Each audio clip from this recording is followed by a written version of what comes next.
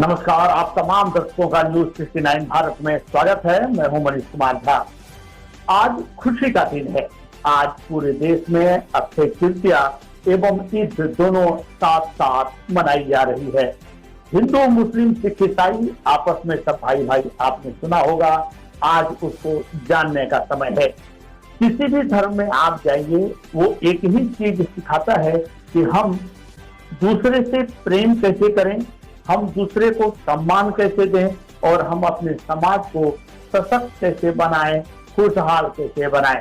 आज जहां एक ओर हिंदू अक्षय तृतीया मना रहे हैं, वहीं दूसरी ओर मुस्लिम सबसे बड़ा पर्व ईद मना रहे हैं। ईद के अवसर पर तमाम मस्जिदों में नमाज अदा की जा रही है। एक दूसरे से लोग गले मिले हैं, शुभकामनाएं दी है, मुबारकबाद दी है। अब दिन भर वो समय होता है जब लोग अपने परिजनों के साथ मिलते हैं और उनके साथ खुशी मनाते हैं। अक्षय तृतीया दूसरे ओर मंदिरों में भी आप लगातार भीड़ देख रहे हैं।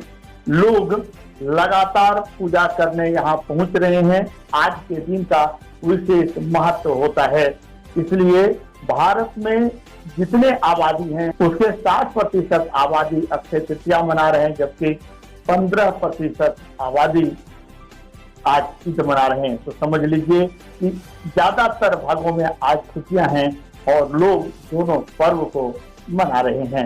हालांकि यह सौहार्द का पर्व है और एक दूसरे को संदेश देने का पर्व है कि हम भी एक दूसरे के सुख दुख में साथी बने, एक दूसरे के साथ मिलकर अपने देश को सशक्त बनाएं। इसके लिए पुलिस भी चौकस थी, कहीं कोई अप्रिय घटना ना हो, इसके लिए तमाम मस्जिदों में सुरक्षा व्यवस्था कड़ी कर दी गई थी। वैसे तो शांति समिति की बैठक में ही यह स्पष्ट कर दिया गया था कि यदि कोई एक दूसरे के खुशी में खलल डालेगा तो उसे छोड़ा नहीं जाएगा। मैं स्वयं उपस्थित हुआ जहां ईद मनाई जा रही थी।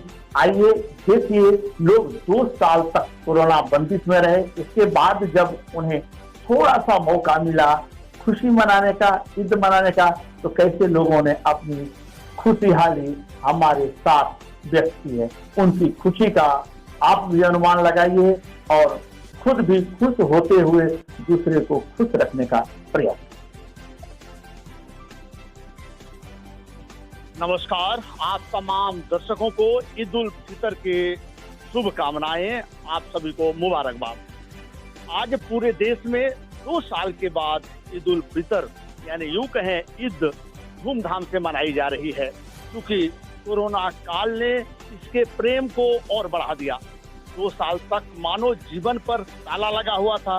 लोग एक दूसरे से मिलने से डरते थे, घबराते थे, लेकिन आज फिर से वही समय आया जब एक दूसरे से लोग गले मिल रहे हैं, एक दूसरे को मुबारकबाद दे रहे हैं। हमारे साथ कुछ लोग मौजूद हैं, इनसे हम जानते हैं इनका अनुभव कैसा रहा है।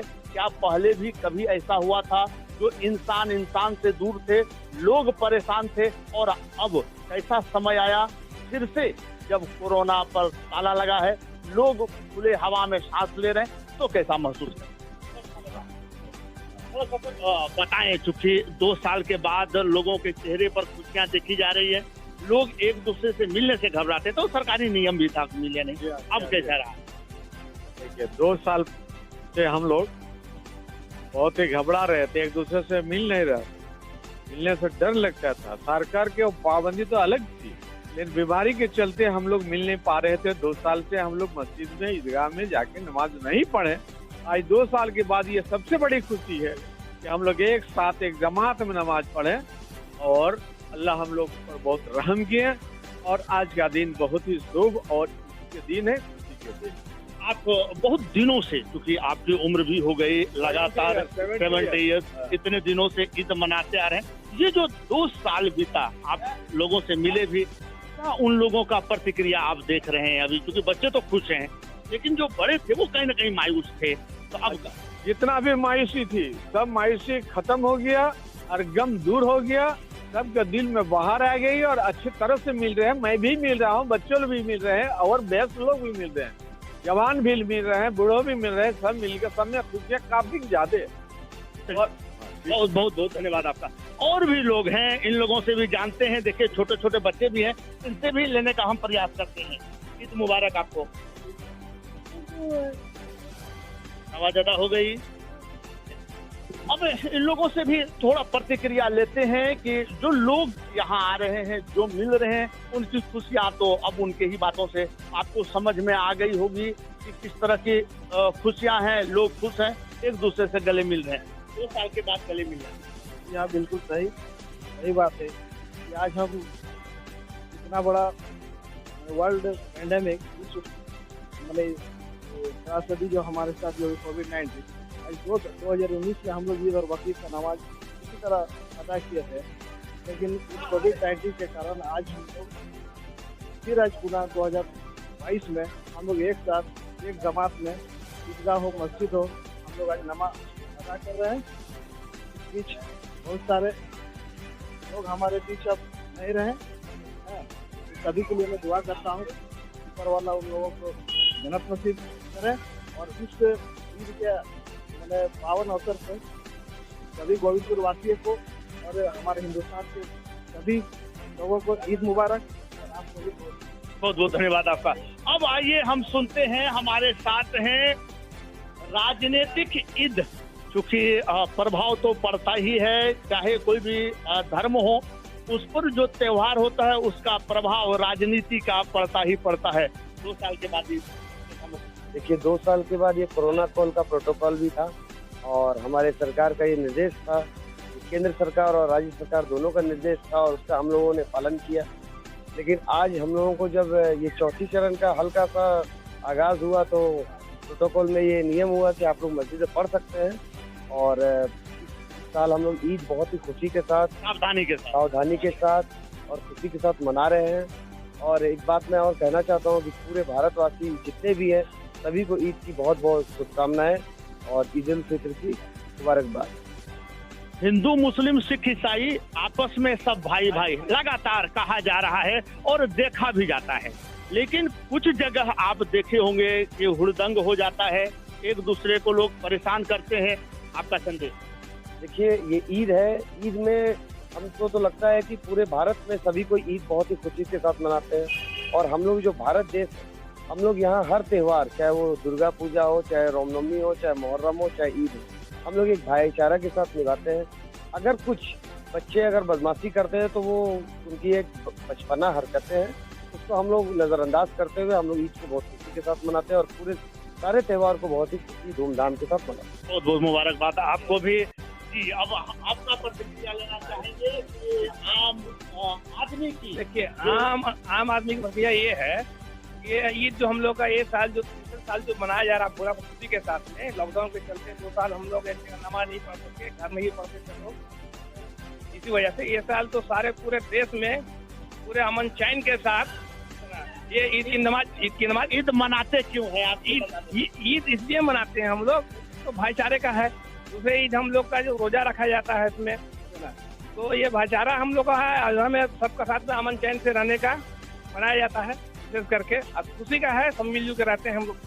1400 साल पहले विजयी हुआ था, उस समय से लगातार हम लोग ठीक है। ये क्यों मनाते हैं हम लोग ईद और बच्चों को क्या कहना चाहिए? देखिए ईद जो है ना एक खुशी का त्योहार, जो हम लोग का जो रोजा है 30 दिन का, ये अल्लाह के तरफ से हम लोग का हुक्म है कि 30 दिन मेरे नाम से तुम रोजा रखो। जब 30 दिन या 29 का जो रोजा होता है, इसमें जो खुशी में जब लास्ट जो रोजा होता है जब चांद दिखाई दे देती है। बहुत बहुत धन्यवाद। तब तक हमारे साथ इमाम साहब आ चुके हैं, ये हमें विस्तार से बताएंगे। क्योंकि जितने भी धर्म हैं उसके पीछे विज्ञान होता है। लोग समझे या ना समझे, सभी वैज्ञानिक तथ्यों पर आधारित है, उस कसौटी को पूरा करता है। और यदि आप ब्लाइंड सपोर्टर हैं, आप अपने धर्म का पालन करते हैं, तो कहीं ना कहीं आप वैज्ञानिक सिद्धांत को मान रहे हैं और अपने आप को आप सिद्ध कर रहे हैं, अपने आप को आप समृद्ध कर रहे हैं। सबसे पहले मुबारकबाद आपको। दर्शकों को बताएं कि हम लोग ईद मनाते हैं। आप सभी दर्शकों को भी मुबारकबाद हो ईद की खुशी के।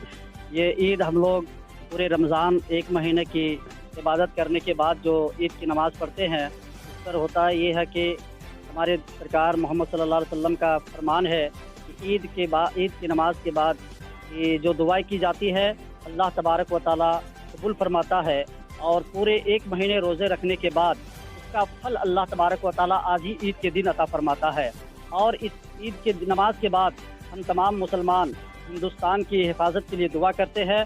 हिंदुस्तान सारे लोग मिलजुल करके रहने के लिए दुआ करते हैं। हम अपनी आल औलाद के लिए दुआ करते हैं, अपने बच्चों के भविष्य के लिए दुआ करते हैं, जिस दुआ को अल्लाह तबारक व तआला कबूल फरमाता है। और 1 महीने की भूख प्यास को बर्दाश्त करने के बाद हम लोग जो ईद की नमाज़ पढ़ते हैं, उस नमाज में अल्लाह तबारक व तआला 1 महीने का इनाम इसी नमाज में अता फरमाता है। और ये साइंस भी यही कहता है कि जितना भूखा रहे, कम खाए, कम बोलिए, कम सोइए। तो कम खाने से इंसान की बीमारी भी दूर होती है। तो इस्लाम ने, हमारे मोहम्मद सल्लल्लाहु अलैहि वसल्लम ने पहले बता दिया है कि 11 महीना तक खाने खूब खाओ, खाने के बाद 1 महीना में जो भूख और प्यास से रहोगे तो पूरा 11 महीना आप हर बीमारी से सुरक्षित रहोगे, हिफाजत में रहोगे। हम दुआ करते हैं कि हमारे हिंदुस्तान के सारे हिंदू, मुस्लिम, सिख, ईसाई सब एक साथ मिलजुल करके रहे हिंदुस्तान में। हिंदुस्तान अमन का शहर है, हिंदुस्तान अमन का देश है। हिंदुस्तान जिंदाबाद, हिंदुस्तान जिंदाबाद। आपको आश्चर्य नहीं लगता है कि आज के जो हमारे बच्चे हैं वो पढ़ रहे हैं विद्यालयों में, निजी विद्यालय में पढ़ रहे हैं, सीबीएसई बोर्ड पढ़ रहे हैं, फिर उन्हें ज्ञान है, लेकिन आज से 1400 साल पहले लोग इतने डेवलप थे जिन्हें कि मालूम था कि अगर हम 1 महीना तक लगातार रोजा रखते हैं तो इससे हमारा शरीर स्वस्थ होगा। कभी आश्चर्य हुआ? कभी बच्चे को बताए? जी, बच्चों को बार बार बताया जा रहा है। हम अपने जुमा की नमाज में जो खुतबा होती है, तकरीर होती है, बातें होती है, उसमें बार बार बताई जाती है, महफिलों में बताई जाती है, जलसा व जुलूस में बताई जाती है, पर्सनल आकर के कोई मिलता है तो वहाँ भी बताया जाता है। और इस चीज़ को आज डॉक्टर बोल रहे हैं, 1400 साल पहले हमारे सरकार सल्लल्लाहु अलैहि वसल्लम ने पहले बता चुका है कि इंसान अगर भरपेट ना खाए, भूखा कुछ पेट को कुछ खाली रखे तो इंसान की बीमारी दूर होती है। खाली पेट रहने से इंसान की बीमारी दूर होती है। आज इंसान अगर रमज़ान के महीने में रोज़ा रखते हैं और फिर ईद के खुशी में हम लोग ईद की नमाज अदा करते हैं, फिर उसके बाद अल्लाह ताला हमारी बीमारियों को दूर अता फरमाता है। हम इंसान बच्चों को बताते हैं और बड़ों को भी बताते हैं, बुजुर्गों को भी बताते हैं, सारे इंसानों को बताया जाता है। यही सीख इस्लाम देता है। इस्लाम हमेशा यही सीख देता चला आ रहा है कि ज़िंदगी अच्छी गुजारे, ज़िंदगी इस तरीके से गुजारे कि शरीर का भी नुकसान ना हो, किसी दूसरे मजहब का भी नुकसान ना हो, और किसी मुस्लिम गैर मुस्लिम किसी का किसी तरह के कोई नुकसान ना हो। इस्लाम यही पैगाम देता है। कोरोना काल में आखिरी प्रश्न लेंगे आपसे कि कोरोना काल में इसने स्पष्ट कर दिया कि एक अमीर ने गरीबों की सहायता की और जान बचाई, ह्यूमन रिसोर्स को टाइट करके रखा। तो ये जितनी चीजें आप अध्यात्म में पढ़ाते हैं, कुरान में लोगों को बताते हैं, क्या ये जीवन में उतारने के लिए अब सही समय नहीं है?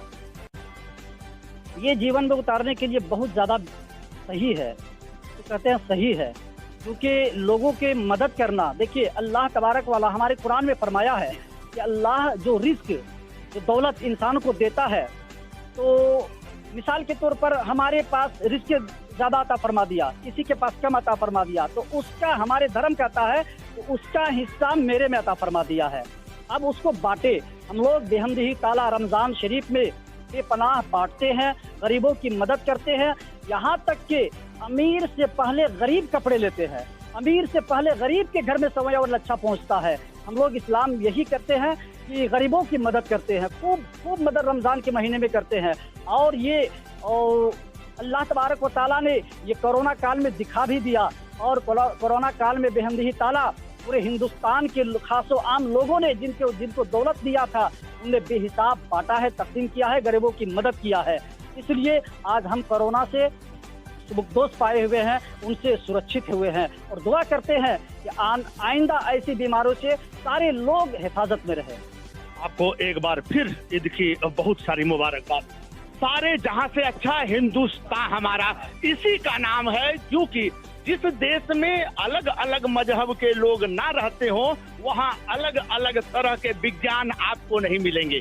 हर धर्म के पीछे विज्ञान छुपा हुआ है, हर कर्म के पीछे विज्ञान छुपा हुआ है। हम चाहेंगे कि लगातार इस तरह से लोग एक दूसरे से मिलते रहे और बड़े से बड़े संघर्ष को जीतते रहे। दूसरे जगह भी चलेंगे और आपको दिखाएंगे क्या रहा है खास। अभी के लिए हमें दे अनुमति।